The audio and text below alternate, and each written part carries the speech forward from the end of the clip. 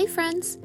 So we're back to more value and tone, but this time is a new page, so I changed the title to kind of adapt to that. And also this time I didn't speed up any of the videos, so I'm doing like smaller cuts to make sure that I can show everything but without changing any speeds.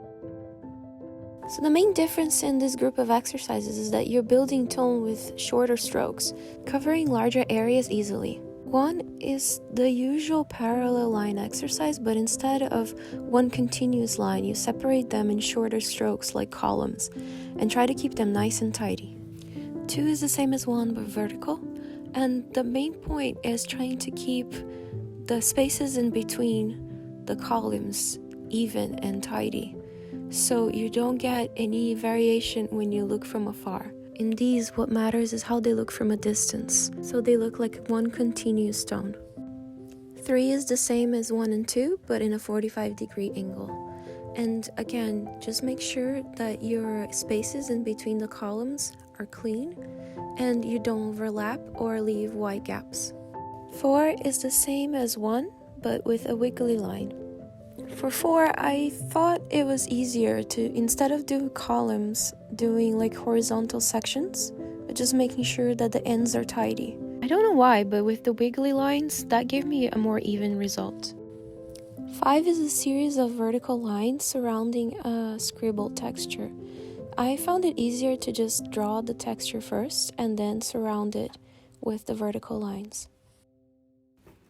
I see 6 as a variation of 5 with this like crackly texture.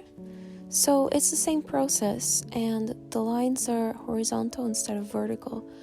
But yeah, I feel like drawing around it is much easier because if you're trying to draw everything at once, it kind of breaks the flow of the horizontal or vertical lines of the pattern you're trying to make even. So yeah, it's much easier to skip around a particular shape, then try to do everything at once. 7 is a more organic variation of 2. Instead of keeping the lines like columns and straight and without any variation, it's kind of the opposite. So the challenge here is keeping everything even as one tone.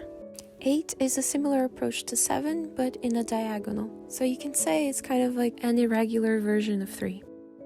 9 is a series of wiggly lines but drawn in this zigzag pattern. The zigzag avoids the column pattern, blending the tones as one block. Exercise 10 is literally the horizontal version of 5. So it's the same principle. You draw the strokes, the texture you want to go around, and you just fill in the gaps in between. 11 is a series of irregular columns that go wide and narrow, and there's a slight curve into the scribbles that you use. The main deal is trying to avoid wide gaps though. 12 is a vertical version of 11, but trying to keep that organic momentum and unevenness around it. And 13 in turn is the diagonal variation of that. And I feel 14 and 15 are scribbly, organic, irregular textures done with scribbles horizontally and diagonally just to create a bit of texture and try to loosen up a bit. So I feel right now you're kind of like in a territory that you can start creating your own textures as well, but the main deal is just trying to keep everything nice and even from afar. So it's time to have fun. That's it, guys. Thank you so much for watching, and I'll see you next time. Please remember to keep your materials clean and your hearts inspired. If you enjoyed this video, please remember to like and subscribe, and check out my other videos on pen and ink in this channel. See you then. Take care. Bye.